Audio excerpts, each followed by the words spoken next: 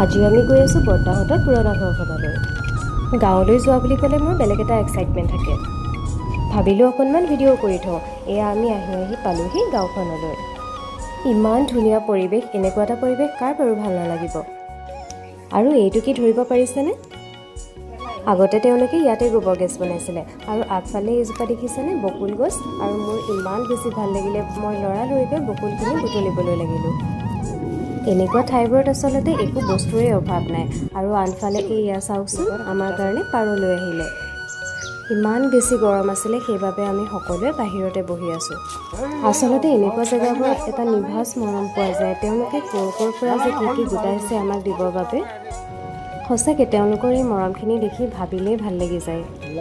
অকণমান ওলাই আহিলোঁ পথাৰখন চাবৰ বাবে। আৰু এয়া চাওকচোন, মুকলি আকাশৰ তলত চাৰিওফালে সেউজীয়া আৰু সেউজীয়া। আজিৰ ভিডিঅ'টো ইমানেই আছিলে। বাই।